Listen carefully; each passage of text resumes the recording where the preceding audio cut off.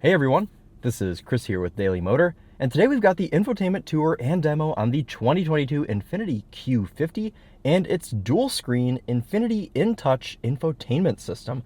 This is one that I've been looking forward to doing because from the outside it does look like it is quite complicated, and I'm excited to kind of dive into this and show you how both screens work together and apart and everything else. But before we get into all the tech in this Q50, let's hop out and take a walk around it.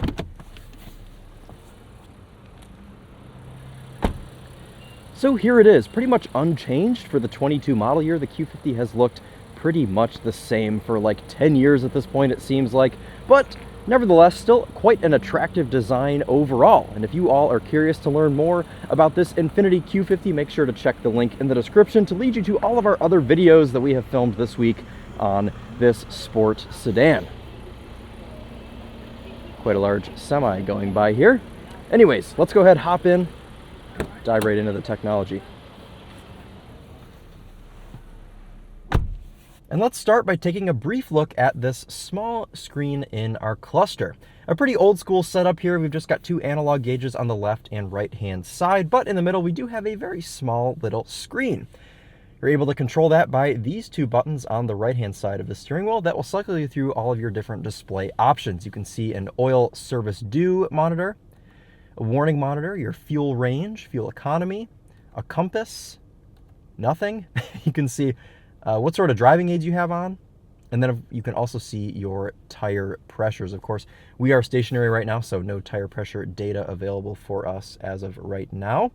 Also on the steering wheel, you can toggle your driver aids on, adjust your radar cruise control, and on the left-hand side, you have a voice command button, a volume control, a back button for your screen, and then you also have a a button to answer or hang up your phone calls.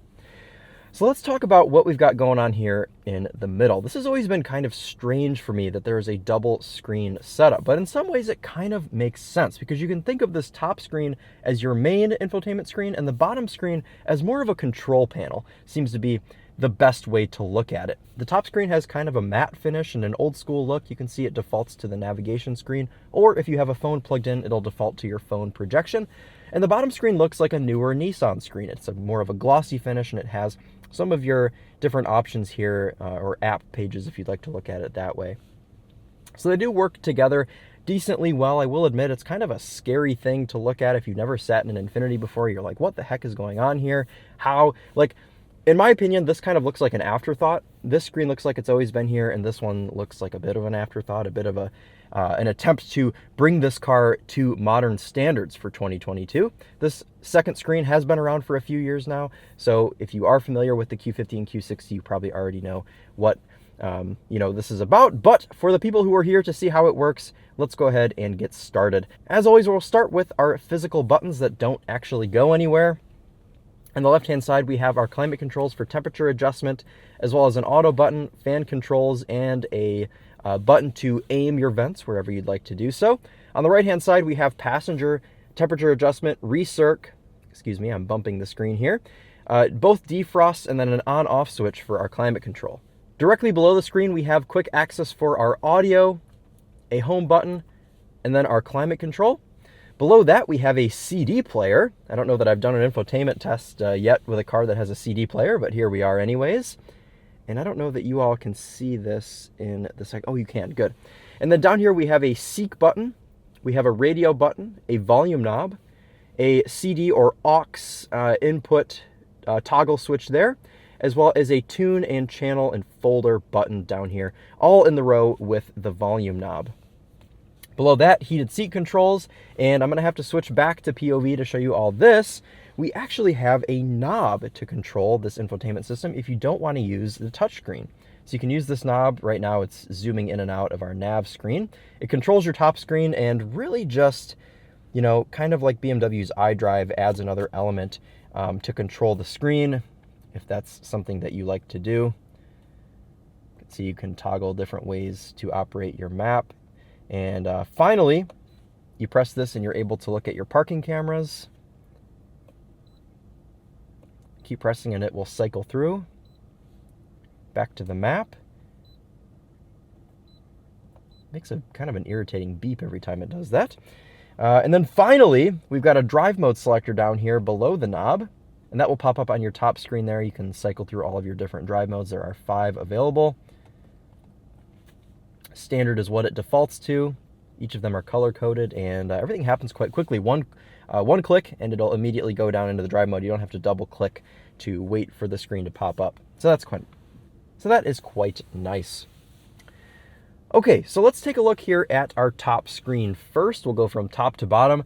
The main function of this top screen is really just to be navigation. I mean, there's really not much else you can do with it.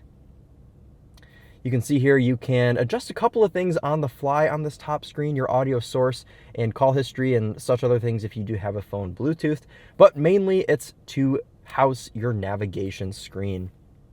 So you can see here we can drag this around. It's got a matte finish, and then with the knob you can zoom it in and out. We've got our climate control readings also pop up here on this top screen, so if you do go ahead and adjust your temperature, you can see that pops up there on the top screen, as well as fan speed, or you can just turn climate control off completely there and it'll give you that message that you have done so. So not too much there on the top screen. We'll get back to that once we plug in the iPhone and the Android phone to show you guys phone projection. But for now, let's go ahead and move on to the bottom screen. Now this is really just a modern day Nissan infotainment system. You can see we do have some navigation controls right here at the top. You can put in points of interest and whatever else. And this is kind of nice because you can still have your map on the screen while typing in where you want to go. Of course, we'll do the Starbucks test. Oops. Let's see if it can get it just from there. Starbucks. And this does appear to be a Google system, Destinations by Google. So we'll go to this one in Canton. You can see it projects that there onto your top screen. And it'll start your journey. This is cool because you have all of your navigation controls, and then also you have your map up there at the top. You don't have to toggle between the two like you do on most cars. Now, I'm not totally defending this double screen, but for this particular instance, it does actually work out quite well. Okay, so those are your navigation controls there at the top. On the bottom, we have a couple of different app icons here. I don't want to do this anymore. Go away. We've got a phone screen here. If you have your phone Bluetooth, we'll take a look at phone projection later on, like I said. You've got your information screen here, which is a lot of just Sirius XM in-touch services apps. So all of your different, fuel prices, stocks, things you want to look at while you're on the move, TomTom weather. Stocks, I'm guessing, are very important for Infiniti drivers, so maybe we'll add a stock. Disney, yes, add that. Let's see how that looks on here. This has got to be nice, just driving down the road on your way to your very important business job, and you're able to click stocks, and while you're on the move on your in-house navigation, check out what your stocks are doing. Although this is really taking quite a long time to load, so I don't know that we're going to wait for it. Maybe we'll check back later and see if it comes back. But these are all of your, in-touch services there. Connections, you can see that my phone is in here because I've had it connected for Apple CarPlay. Driver assistance, you can take a look at that and toggle things on and off here in the infotainment system, such as forward assist, blind spot, lane assist, and emergency assist. All of those are able to toggle on and off there from this screen. One swipe to the right gives you your final page of apps. Another way to get to InTouch services, Infiniti Drive Mode Selector. You can adjust your things in here. You can see this car has the electronic steering because you're able to move it from either sport or standard. We'll leave that into standard. Standard. Oh, this is the personalized drive mode. So you can adjust that in here.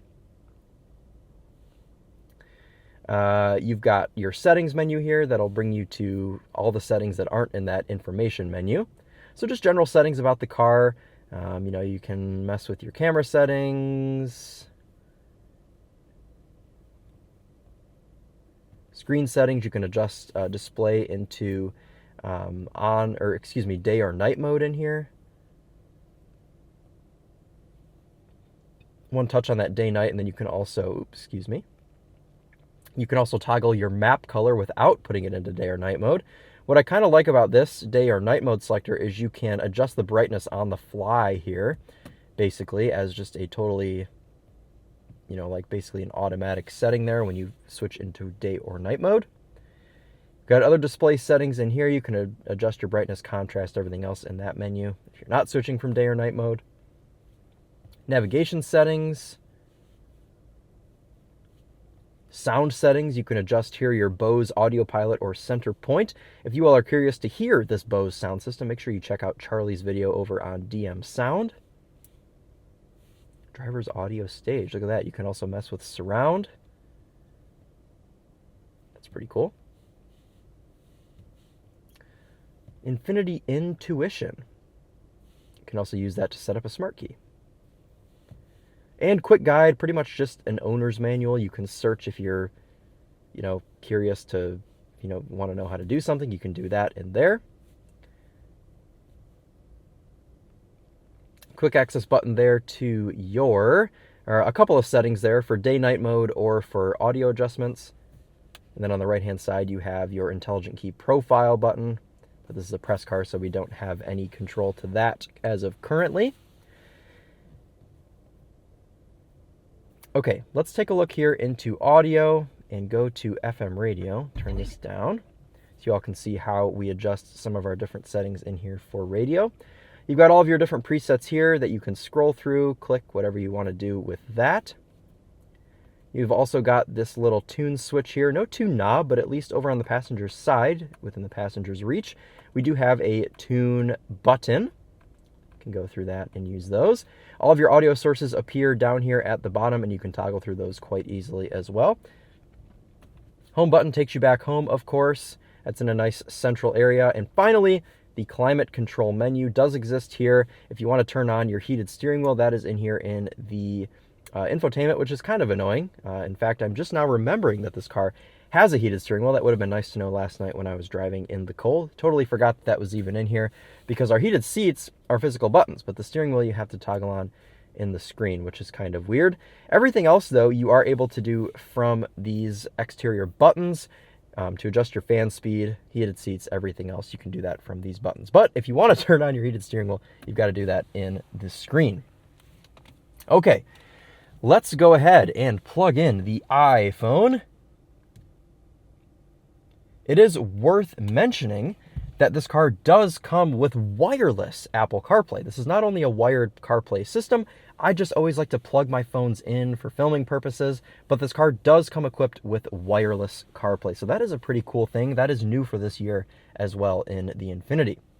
Once you plug in Apple CarPlay, you'll see a little Apple CarPlay icon down here on the secondary screen. You press that and it projects it on to your top screen. Now you can see here we don't have a wide view. 4 apps across and 2 apps down is all we get, but everything reacts pretty quickly. You just have to get past this kind of matte screen finish. Otherwise, though, everything looks pretty good. Pretty high resolution and refresh rate. And let's take a look at Spotify. You guys saw that come up immediately, but here you go. Here is Spotify. Take a look at Waze. Cool. Google Maps. Not bad. Everything works pretty well. And again, kind of sticking up for this double screen for the second time today, you're able to control things down here still while Apple CarPlay is on. So say you want to adjust your, your driver assistant settings, you're still able to do that while your phone is projecting CarPlay. So you can have your Spotify up here, see what you're listening to, and adjust things down here simultaneously. It's funny, as I continue this infotainment review, this double screen setup kind of makes more and more sense. I kind of laughed and scoffed and made fun of this at the start when I first got into one of these Infinitis with this double screen, but it's kind of been growing on me this week. It's really not too bad of an idea. So that is going to wrap it up for us today and this double screen Infiniti InTouch infotainment system. Guys, I've got to say, overall, this is kind of a good system. I don't love the way that things are set up per se down here in this secondary menu with kind of just multiple ways to do things that are a little bit confusing and having the heated steering wheel in the screen. But overall, as a system, having this double screen, it's really not so bad, and it honestly kind of makes sense. So give this system a chance if you are considering an Infiniti Q50 and this is what's holding you back. Don't let it hold you back. It may look a little bit weird and awkward on here, but it works just fine. So thank you all so much for watching. Again, if you're curious to learn more about the Infiniti Q50, check that link in the description to view our other videos on it. But that will wrap it up for the infotainment video. So thank you all so much for watching. We'll see you in the next one. This has been Chris here with Daily Motor, and as always, drive on.